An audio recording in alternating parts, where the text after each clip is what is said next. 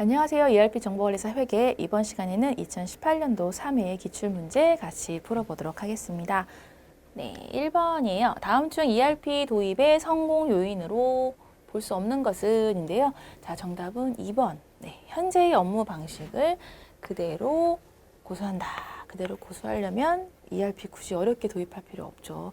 더 좁은 프로세스로 바꾸려고 하는 거라서 정답 2번 이렇게 골라내시면 되고요. 2번 다음 보기 내용은 ERP 구축 절차 4단계 중에 어느 단계에 해당되는가인데요. 네, 분석, 설계, 구축, 구현. 이게 4단계는 순서대로 분석, 설계, 구축, 구현 꼭 외워주시는 건 잊지 마시고요. 그 안에 있는 내용들도 몇 가지씩 꼭 알아두셔라. 말씀드렸던 것들 이런 식으로 나왔고요. 데이터 전환하고 시험 가동하는 거는 구현 단계에 해당되는 내용이 되겠습니다. 네, 분석 단계에서는 에지이즈 파악을 한다. 소프트웨어, 하드웨어를 설치한다. 이런 것들이 있었고 설계 단계에서는 투비 프로세스를 도출한다라는 거, 갭 분석, 패키지 설치 이런 것들이 설계 단계에 있었습니다. 구축 단계에서는 모듈을 조합화하고 실제적으로 다 해보는 거 이런 거를 구축 단계로 보시면 되고요. 구현 단계는 시험 가동 이런 것들 보시면 되겠습니다. 3번 다음 중 ERP의 기능적 특징으로 바르지 않은 것은 인데요. 자, 이거는 네, 정답이 4번. 4번. 네, 보수적이다. ERP는 상당히 개방적인 열려있는 프로그램이라서 다른 하드웨어나 소프트웨어랑 연계도 자유롭습니다. 그래서 정답은 4번 보수적이다라는 게 틀렸어요. 4번 다음은 무엇에 대한 설명인가인데요. 자, 요거는 네, 극적인 성과를 이루기 위해 이런 것들 재설계, 업무 프로세스, 재설계 이런 거 나왔으니까 BPR이구나 하고 바로 잡아내시면 되겠죠. 그래서 BPR 이렇게 해서 4번의 정답은 1번 이렇게 바로 골라내시면 되겠습니다. 커스터마이징은 주문 제작이라고 보시면 되고요.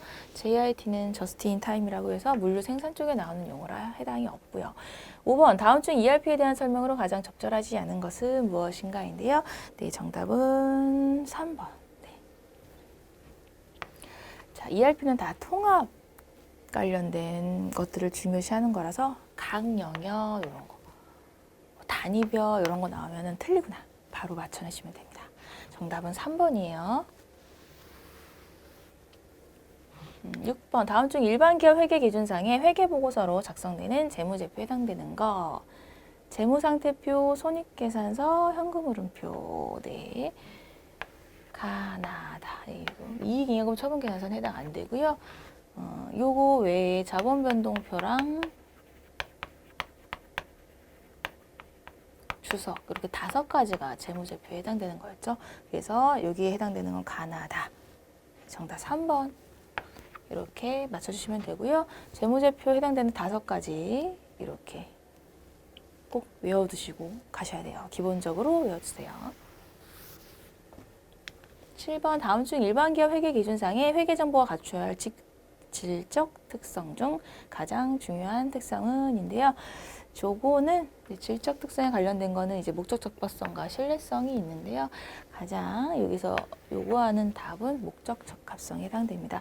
그래서 회계 정보의 질적 특성에서 중요한 걸로 좀 나오는 부분은 목적 적합성이 좀 많이 보기에 정답으로 출제가 되니까 잘 기억해 두시고요. 정답 3번.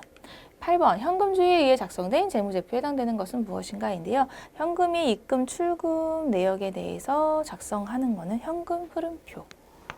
네, 요거예요. 8번이 4번 정답이고요. 9번 자산은 해당 자산의 현금화 가능의 용이성인 유동성 여부에 따라서 유동자산과 비유동자산으로 구분한다. 다음 계정 중 유동자산에 해당되는 것인데요. 자, 유동자산. 정답은 2번 상품이에요. 재고자산. 자, 재고자산은 실제적으로 뭐 상품, 제품, 반제품 뭐 이런 것들이 있는데 재고자산은 솔직히 1년 안에 팔리지 않을 수도 있지만 이게 영업 활동에 직접적인 부분을 갖는 게 상품, 제품 쪽이기 때문에 유동자산으로 넣어서 관리하고 있어요. 그래서 그래서 유동자산 중에 재고자산 항목으로 두고 있다. 그래서 유동자산 안에 상품이 들어가 있습니다. 정답 2번 이렇게 골라내시면 되는 문제고요. 비품은 유형자산이고요. 자본금은 자본, 그리고 외상매입금 이런 부분은 부채, 이런 거 되겠죠. 그래서 항목 계정들 여러분들 기억해 주시고요. 10번 다음 중 기말에 대송충당금 설정 대상으로 적절하지 않은 것인데요. 요거는 네, 정답 3번이에요. 네. 받으러 외상매출금은 매출채권에 대한 거 대송충당금, 미수금은 기타 채권에 대한 대송충당금 설정하죠. 그렇게 해서 1, 2, 4번은 맞고요. 전도금 같은 경우는 어느 정도 현금을 먼저 주는 그런 것을 전도금이라고 얘기를 하고 있는데 그건 대송충당금 설정하는 항목은 아닙니다. 11번 다음 중 재고자산과 관련해 가장 옳지 않은 것은인데 자, 요거는 재고자산은 영업활동 과정과 관련이 있어야 돼요. 그래야 재고자산을 분류할 수 있어요. 그래서 유동자산으로 분류한다고 말씀드렸던 부분, 영업활동과 관련이 있기 때문에. 그래서 영업활동과 관련이 있다라는 게 중요합니다. 관련이 있어야만 유동자산으로 분류할 수 있어요. 정답 3번이고요. 12번 적산동 거래처와 제품 판매 계약을 체결하면서 계약금 명목으로 수령한 300만 원에 대해 이를 수령한 시점에서 미리 제품 매출로 회계 처리했다. 계약금 부분을 수령을 했는데 바로 매출로 인식을 해버렸네요. 수익으로 바로 매출로 인식을 해버렸어요. 이러한 회계 처리로 인해 효과로 가장 올바른 거. 자, 계약금으로 먼저 받은 거기 때문에 뭐 이런 식으로 나올 수 있겠죠. 현금으로 뭐 300만 원 들어오고 먼저 받은 거니까 선급금 300 이런 식으로 해서 부채 계정을 썼어야 되는데 수익으로 바로 매출 인식으로 수익으로 바로 인식을 해버렸어요. 그럴 경우에는 지금 부채로 계상되어야 될 부분이 회계 처리가 되지 않은 거기 때문에 부채의 과소계상으로 볼 수 있습니다. 12번은 4번 이렇게 분개를 이렇게 해보시고 문제를 푸시면 좀 편하실 수 있어요. 정답은 4번이고요. 13번 주택평량은 증자를 위해 보통주 액면금액은 일주당 5,000원 1000주를 일주당 6,000원에 발행하고 그 대금은 당좌 예금했다. 위 주식 발행에 대한 회계 처리 설명 중 적절하지 않은 것은인데요. 자, 액면가액 곱하기 주수를 하니까 5,000원 곱하기 1000주 하니까 자본금은 지금 500만 원 이렇게 해서 자본금은 이렇게 되고요. 근데 5,000원이 아니라 6,000원으로 발행했기 때문에 주식 발행 초과금, 약자로 주발초라고 쓸게요. 네, 그래서 100만 원 더 이득을 받네요. 그리고 이거 뭐 당좌예금이라고 했으니까 뭐 당좌예금.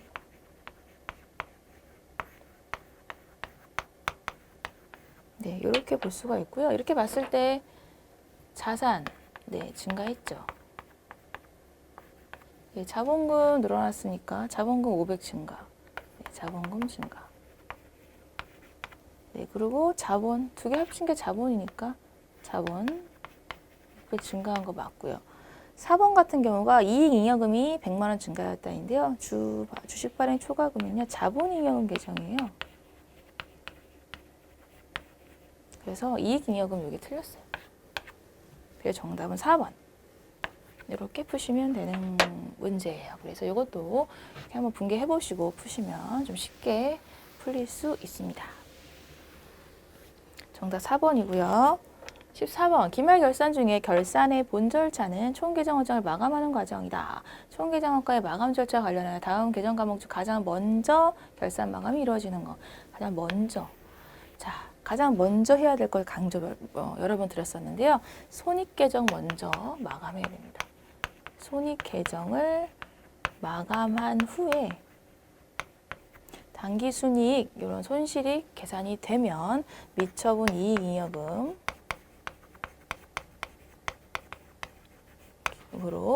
대체를 하고요. 정기 대체를 하고 그 다음에 자산 부채 자본에 대한 내용. 자산부채 자본에 대한 재무상태표 마감. 손익계정 마감이니까 손익계산서라고 생각하시면 되고요. 그래서 수익 비용을 먼저 마감하고 그 후에 미처분 이익잉여금 계산서를 작성하고 그 다음에 자산부채 자본 내용 있는 재무상태표를 마지막으로 하는 게 순서예요. 이 순서. 그래서 손익계정 마감 가장 먼저 해야 된다는 거 요거 중요하다고 몇 번 말씀드렸습니다. 그래서 수익비용 계정을 찾아라 라고 보면 되는 문제고요. 정답 비용에 해당되는 급여구나. 그래서 급여 요게 가장 먼저 되는 부분이에요. 그래서 미처분 이익잉여금은 요거 이후의 거라서 마감 절차 가장 먼저 하지 않고요. 차입금, 부채, 그리고 예상매출 자산이죠. 그래서 요거는 재무상태표 마감되는 마지막에 해당되는 게 2번, 3번 계정이에요. 그래서 정답 1번 이렇게 찾으시면 됩니다. 15번 다음은 주 생산성이 단기 초에 구입한 구축물과 관련한 자료이다. 자료를 보고 정률법으로 감가상각할 경우에 2차년도 회계연도에 계상될 감가상각비로 맞는 것은 자, 1차년도는 정률법이기 때문에요. 미상각잔액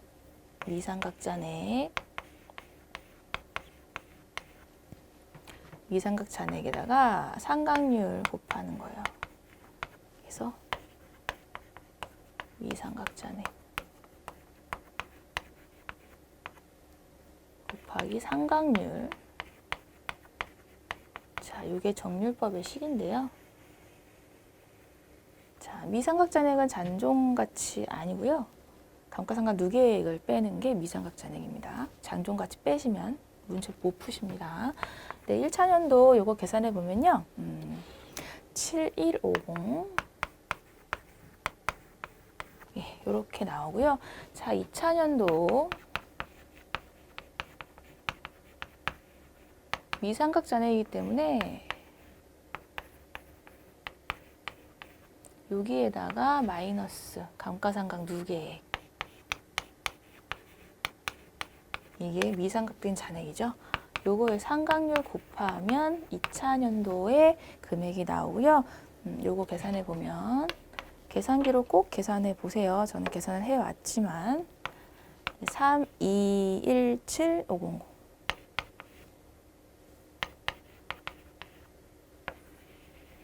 네, 그래서 정답은 3217500 네, 이렇게 돼서 정률법에 대한 내용이 나왔습니다. 또 정액법이 가장 많이 나오긴 하지만 가끔 이렇게 정률법이 나오니까 잔존가치 때문에 현혹되지 마시고 잘 풀어주세요. 16번 다음은 주 생산성의 재고 관련 자료들이다. 자료를 이용하여 매출원가를 구하시오인데요.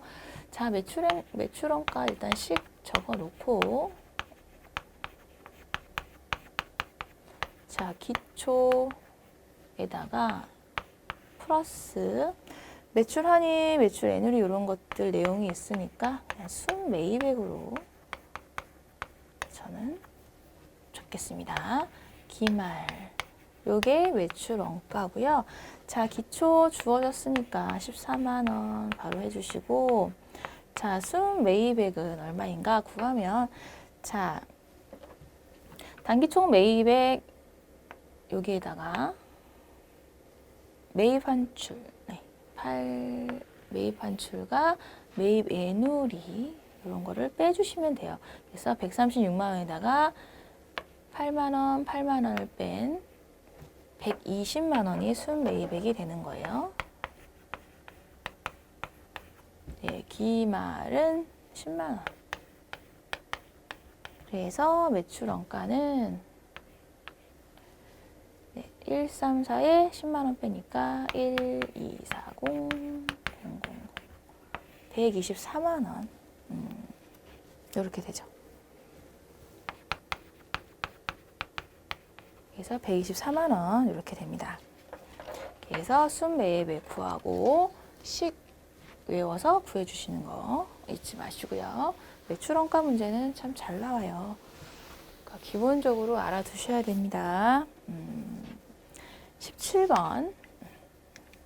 주 생산성 본부는 채권 잔액의 2%를 대손충당금으로 설정을 한다. 다음 자료에서 2018년 말 대손충당금 추가 설정액은 얼마인가요? 그래서 보충법이기 때문에 추가 설정액이라고 표현을 정확히 해줬고요. 자, 채권 잔액의 2%. 3억이에요, 3억. 3억이 2%니까 600만 원이죠.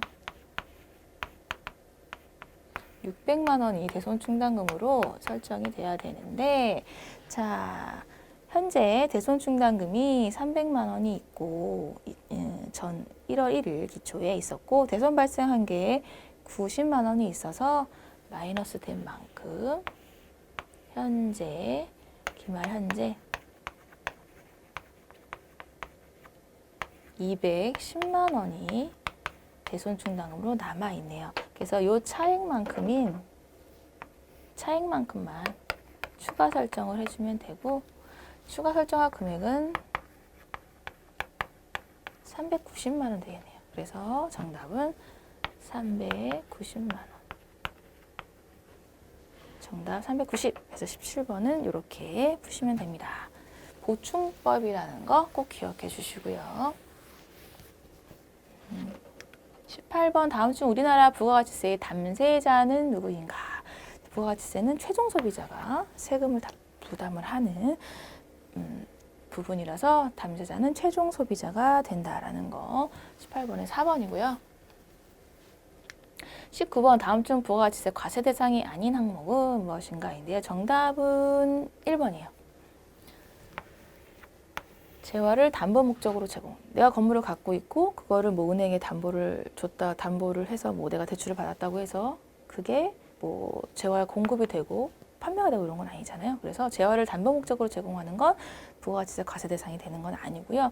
여기에 플러스 몇 가지 더 알아두시면 좋은 게 조세의 몰락도 부가가치세 과세 대상이 아니었고요. 그리고 사업의 그냥 양도 아니고 포괄적 양도 이 세 가지는 부가가치세 과세 대상이 아닌 항목에 해당이 됩니다.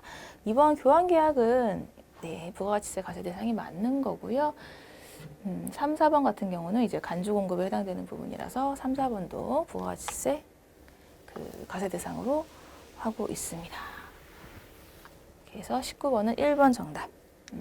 20번이요. 다음 중 현행 우리나라의 부가가치세법상 계속사업자는 일반 과세자의 2기 예정 신고 기간 있어요. 그래서 우리 기본적으로 1기 예정, 1기 확정, 2기 예정, 2기 확정 이렇게 꼭 알아두세요 라고 말씀드렸죠. 그래서 이거는 부가가치세 신고 관련해서도 실무 쪽에서도 많이 나오니까 이 기간을 꼭 기억을 해주셔야 된다. 분기별로 나눠져요. 그래서 3월 말 확정은 1기 확정은 6월 말, 예정은 7월, 9월 말. 이거 2기 확정은 4, 4분기. 이거 물어본 거였어요. 이거 2기 예정. 정답 2번이에요.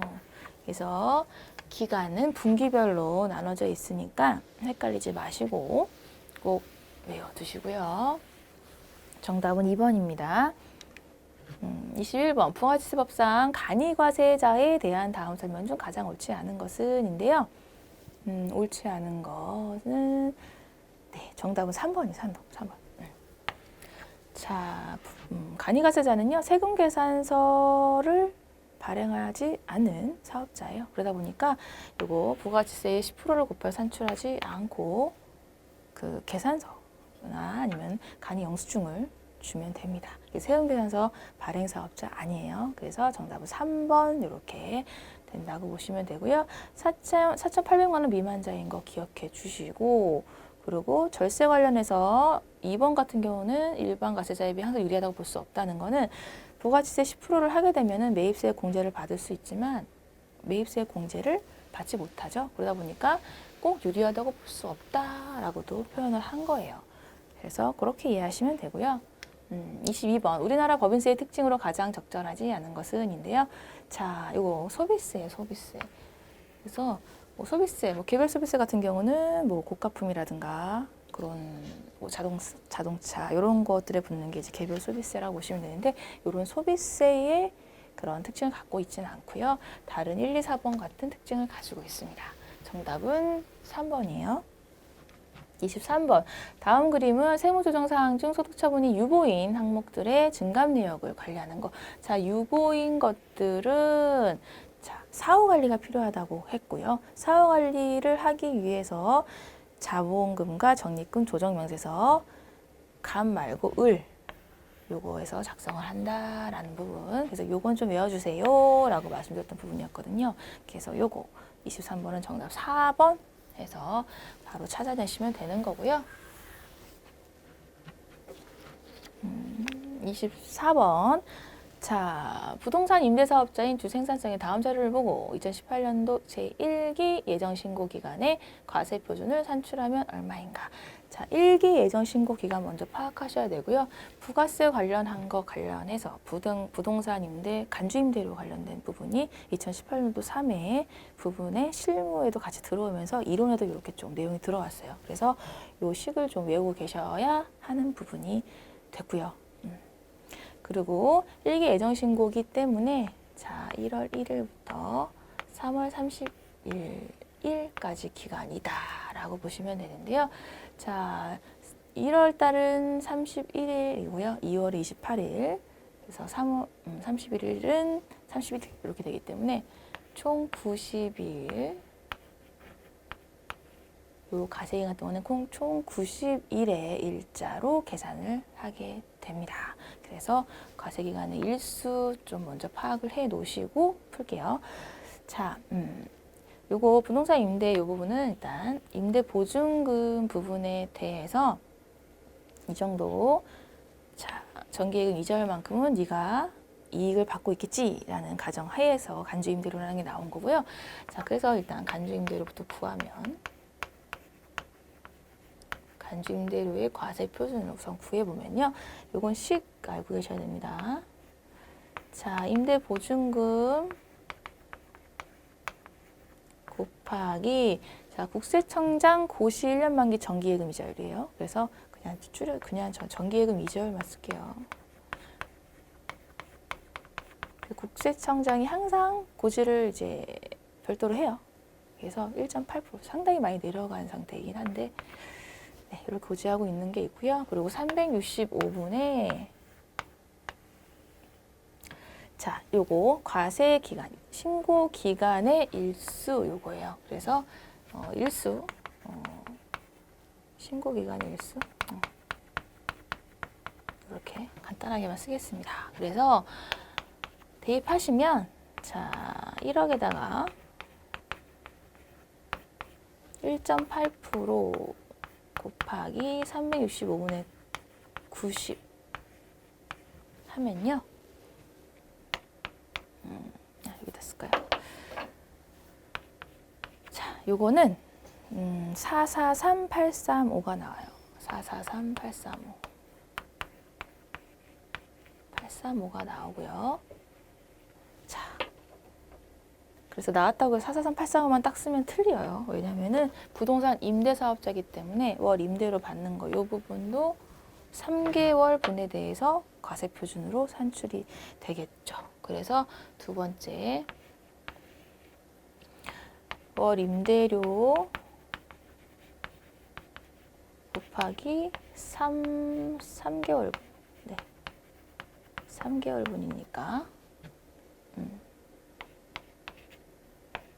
그러면 300에다가 3개월 곱하면요. 900만 원 나옵니다. 그래서 부동산 임대 관련해서 지금 보증금 관련된 임대료 관련된 부분은 요거 900만 원에다가 간주 임대료를 더한 총 9443835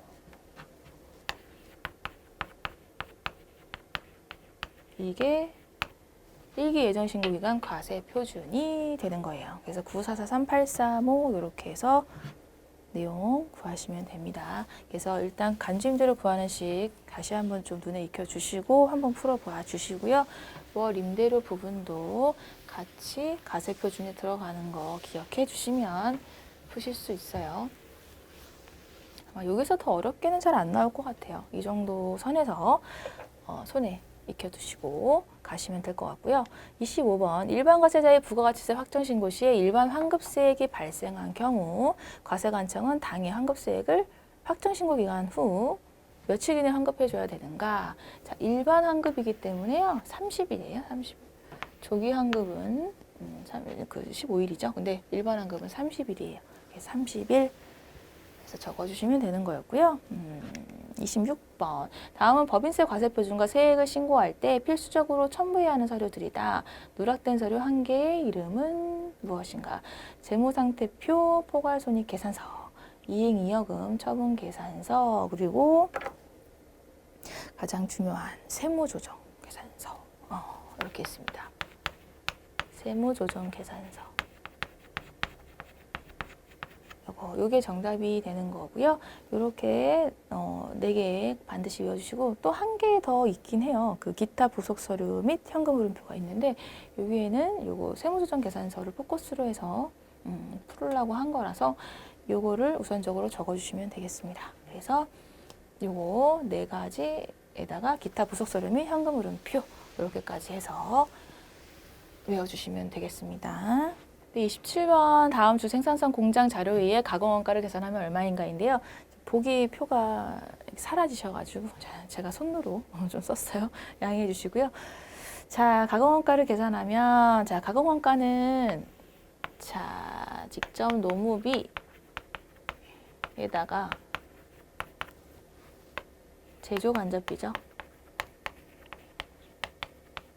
네, 이게 가공원가예요. 그래서 재료비 재료원가는 가감히 지워주시면 되고요. 자, 그러면 작업자 임금이 이제 직접 노무비가 되는 거고 제조 감독자는 간접 노무비가 되는 거라서 들어갑니다. 300원 플러스 해주시고요. 네, 공장에 사용한 전력비도 제조 간접비일 거고 기계에 사용되는 감가상각비도 해당이 되는 거라서 그리고 수선부 소모품비도 해당되죠. 광고 선점비 요거는 이쪽하고는 관련이 없습니다. 가공원가 쪽에는 관련이 없어서 광고 선전비 지워주시고 그렇게 해서 다 더해주시면요. 지금 1,300원, 2,000원, 2,900원 해서 정답 3번 이렇게 해서 구하시면 되는 문제예요. 그래서 항상 광고비랑 재료비 같은 경우는 항상 나오니까 이건 아니구나라고 일단 머릿속에 탁 넣어주신 다음에 푸시면 됩니다. 정답은 3번 2,900원 이렇게 되고요. 30번 아이고 네 28번 부문별 원가 계산의 계산 단계에서 직접 배부법, 단계 배분법, 상호 배부법 등은 어느 단계에 해당되는가인데요. 자, 부문별 원가 계산 지금 1, 2, 3, 4번 이 순서대로 이제 부과가 되는데요. 원가 계산이 되는 거라서 이것도 좀 익혀두시고요. 처음엔 부문, 아니죠. 네, 이게 1번이에요. 부문 개별비를 각 부문에 부과한 후에 부문 공통비를 부과하고요. 그 다음에 보조 부문비를 제조 부문에 배부한 후에 제조 부문비를 제품에 부과를 하는 부분 이렇게 해서 순서 일단 알아두시고 요거 정답 세 개에 대한 내용은요. 보조 부문비를 제조 부문에 어떻게 배부할 것인가에 대한 방법이 되는 거예요. 그래서 요거는 3번째 해당되는 보조 부문비를 제조 부문에 배부하는 단계다라고 해서 3가지 알고 계시면 됩니다. 그렇게 정답은 3번 이렇게 보시면 되고요. 29번 다음 중 종합원가 계산을 적용하기에 가장 적합하지 않은 업종은 인데요. 종합원가 계산은 대량 생산을 하는 쪽이 맞는 거기 때문에 2번처럼 고객의 주문에 의하거나 건물을 설계해서 신축해야 되는 이런 것들은 해당이 안 돼요. 요거는 개별원가 계산.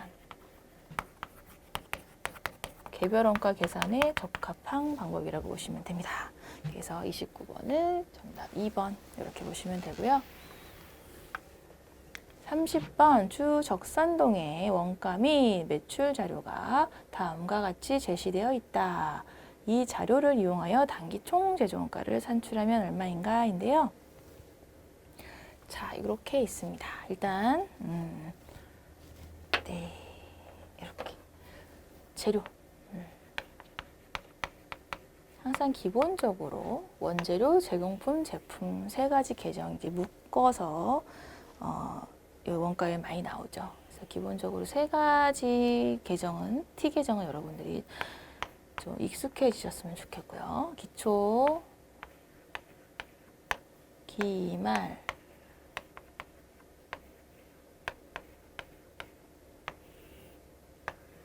네, 그리고 단기, 매입액. 네, 원재료에 대한 거 세 가지. 매입. 이게 소비액이 나오는 거죠. 그래서 2만 원. 2만 원 하면 네. 17,000원. 이렇게 해서 원재료 소비액 우선 네, 소비액 구해 주시고 자, 이제 제공품 쪽으로 좀 그려보면 제공품 쪽으로 좀 기초는 네, 제공품 기초 기말 6,000원, 5,000원. 네. 6,000원, 기말은 5,000원. 이렇게 해주시고요. 자, 재료비 17,000원. 여기 넘어오고요. 자, 노무비. 노무비 23,000원.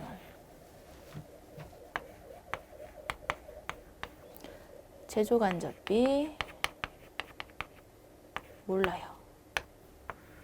자, 이렇게 되어 있고요. 자, 그리고 단기 이건 모르고요. 그 다음에 제품으로 갈게요. 제품으로. 단기 제품 여기 제조원가 자리죠. 요거를 우리가 모르네요. 그쵸? 요것도 모르고 요것도 모르는 상태예요. 자, 우리가 구하려는 건 단기총 제조원가예요. 이렇게 뭘 구할지 잃어버리시면 안 됩니다. 요걸 구할 거예요. 우리 요 값을 구하면 됩니다. 자, 근데 요걸 알아야 이걸 또 아니까 여기 제품까지 오겠습니다.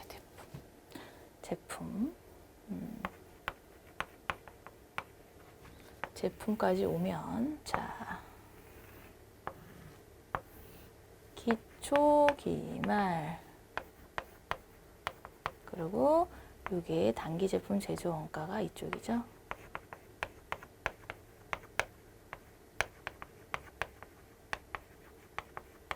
그리고 요게 단기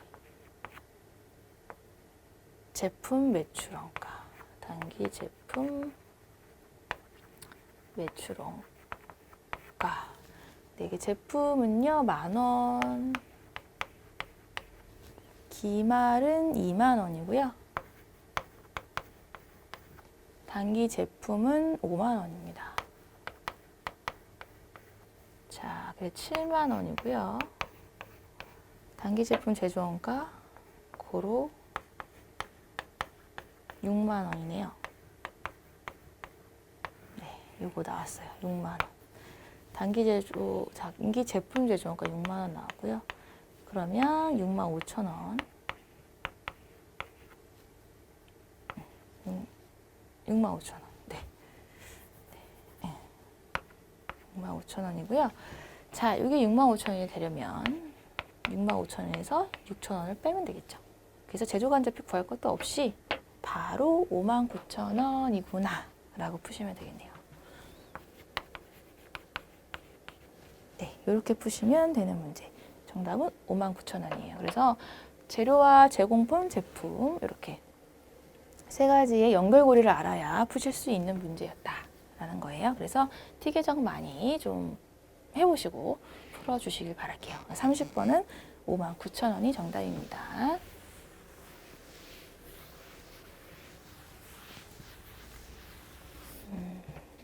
네, 31번이에요. 다음은 주 생산성의 제조 과정에서 단기에 발생한 원가 자료를 집계한 것이다.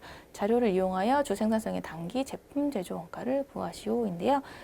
자, 요건 제품 계산 그리면 바로 나오네요.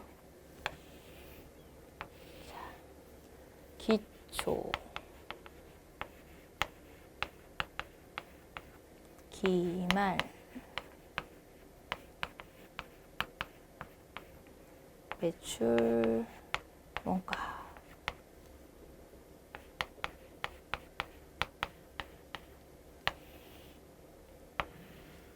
자, 이렇게 하면은 1580000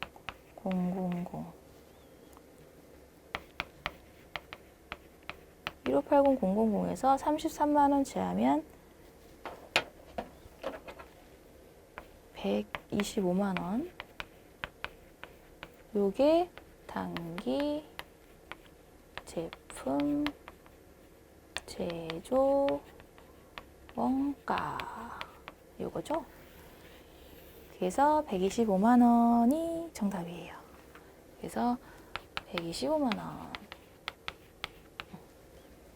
이렇게 푸시면 되는 거예요. 31번 정답 125만 원이었고요. 32번 다음 자료에 의해 가공비의 기말 제공품을 평가할 때 평균법과 선입선출법을 적용할 경우 그 차익을 알아보려고 한다. 그 차익은 얼마인가인데요. 자, 가공비예요. 가공비. 자, 가공비. 재료비와 가공비로 나눠서 계산을 하는 게 요거에 의한 이렇게 해서 구하는 건데요. 완성품 한산량을 구해서 하는 부분인데 재료비는 없고요. 다 가공비에 해당되는 것만 있어요. 노무비랑 제조경비 다 가공비예요. 그래서 두 개를 다 더하신 다음에 한 번에 구하시면 됩니다. 네, 요거 구하려면 조금 흐름을 좀 타고 가야 되는 게 있어요. 첫 번째, 자, 물량의 흐름 파악했죠. 물량의 흐름 파악을 먼저 하겠습니다. 네, 그래서 지금 제공품 계정을 통해서 물량의 흐름을 먼저 파악을 할 텐데요. 자, 기초는요. 200단인데 50% 완성도를 가지고 있다라고 하고 있고요. 자, 완성품 단기 완성된 거는요. 2,000개네요. 2,000개. 네, 그리고 기초는요. 기말은요.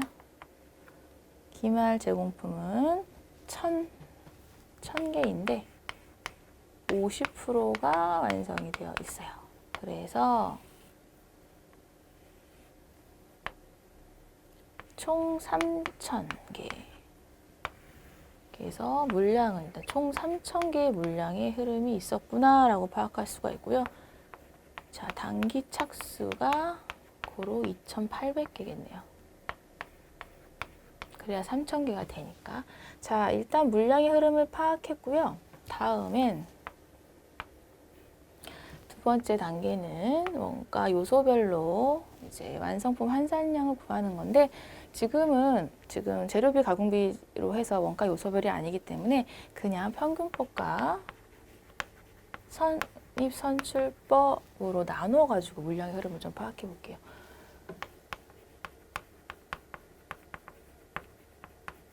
이렇게 두 가지를 나눠서 요거에 의한 차익을 구하는 거기 때문에 평균법과 선입선출로 해서 완성품 환산량을 구하겠습니다.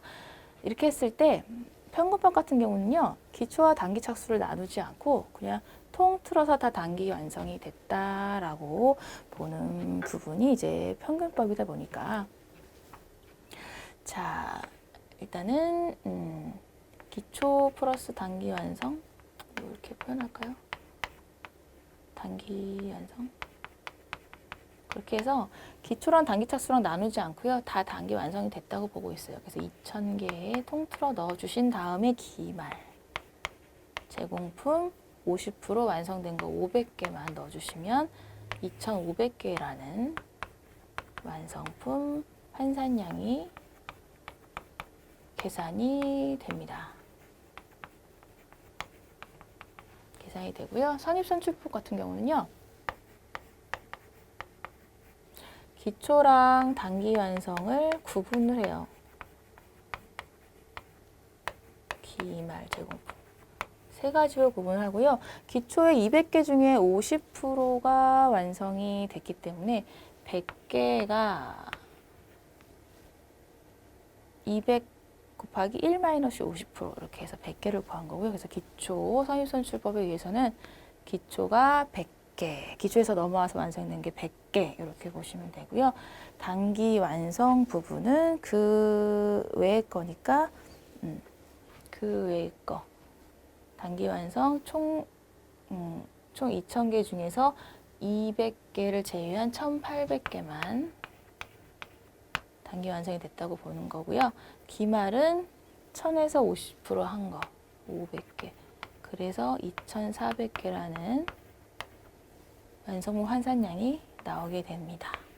그런 다음에 세 번째로 이쪽에서 할까요? 이쪽으로 할까요? 세 번째로 자 완성품 환산량을 구했기 때문에 세 번째로 할 거는 여러분들이 그 완성품 환산량 대비 금액이라고 경비라고 얘기할까요? 경비? 제조 원가? 제조 딱히 안 쓰겠습니다. 제조 원가? 제조 원가라고 하면은 자 평균법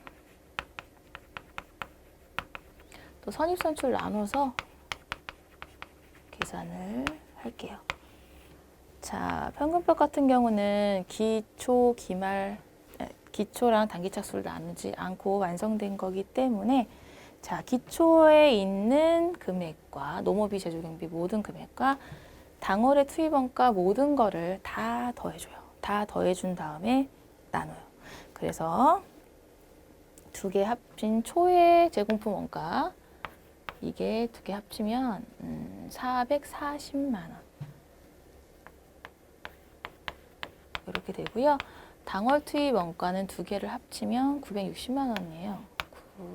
9600 그래서 두 개를 더하면은 자 월초랑 당월 투입 원가를 두 개를 다 더하면 되기 때문에 4400 000 플러스 이렇게 해서 평균법은 이렇게 계산해 주면 되는 부분. 그렇게 해서 1404000 이렇게 되고요. 선입선출 같은 경우는 자 초의 원가는 0으로 두면 돼요. 왜냐하면 완성이 됐다라고 보기 때문에. 그래서 그 기초의 원가는 0으로 해서 완성품 환산량으로 나눠줄 겁니다. 그리고 당월 투입 원가만 계산해 주면 돼요. 960만 원. 그래서 선입선출이었을 때의 원가는 960만 원으로 보시면 되고요. 그 다음에 요걸 가지고 완성품 환산량으로 나눠주면 단위당 원가가 나와요. 2,500개로 나눠주고 선입선출은 960만 원을 2,400으로 나눠줘요.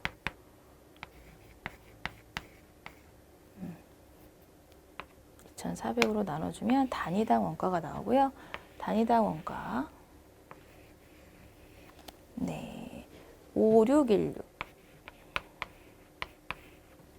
그리고 얘는 4,000원 이렇게 나옵니다. 그래서 이 단위당 원가를 가지고 마지막으로 구하려는 게 기말 제공품이기 때문에 기말 제공품 차익이기 때문에요. 자, 평균법일 땐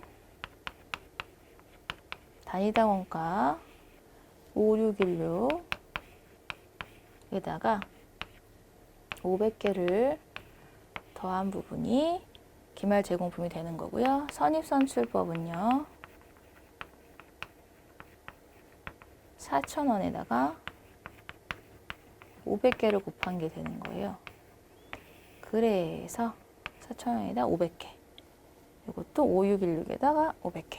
그렇게 했을 때 여러분도 꼭 계산기 하세요. 저는 풀어왔습니다. 2808,000 이렇게 나오고요. 얘는 네, 2000,000 이렇게 나옵니다. 그래서 요거와 차이. 그래서 808000